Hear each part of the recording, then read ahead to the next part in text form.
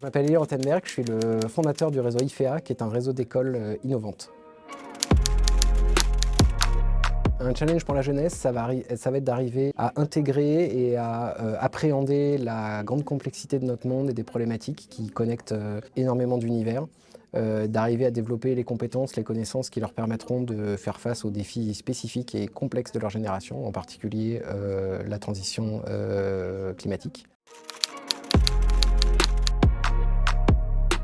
La manière dont j'essaie d'aborder la problématique de l'éducation, c'est à travers la création d'une école laboratoire, d'une école pilote, qui donne un cadre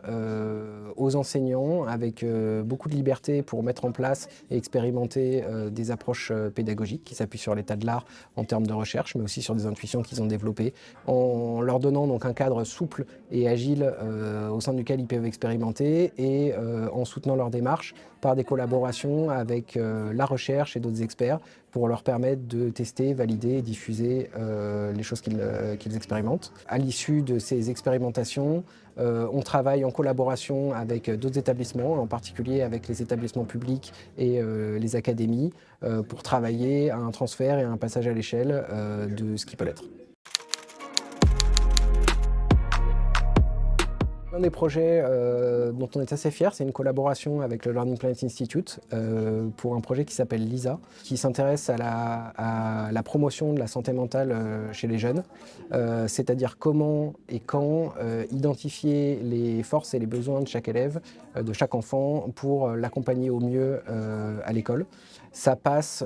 par la création d'outils numériques qu'on développe en collaboration avec le monde de la recherche et le monde de la clinique. On crée des outils qui permettent aux enseignants et aux familles d'identifier de manière structurée les besoins spécifiques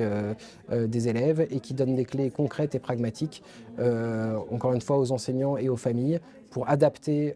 les modalités de l'éducation des enfants en fonction de ces besoins, pour leur permettre de se développer, de s'épanouir avec leurs traits particuliers, individuellement et au sein du collectif. Nous, dans le cadre du projet LISA, on a eu l'opportunité de travailler avec le monde de la recherche et de la clinique en psychologie et psychiatrie de l'enfance, en particulier avec la Maison de Solène et le service de psychiatrie de l'enfance de l'hôpital Robert Debré, qui nous ont apporté beaucoup d'informations, beaucoup d'expertise et avec beaucoup de bienveillance sur les problématiques complexes de la santé mentale et qui nous ont permis de mettre au point ce projet LISA et avec lesquels on collabore pour permettre de faire un petit peu le lien entre l'univers de la recherche et de la clinique et l'univers de l'école,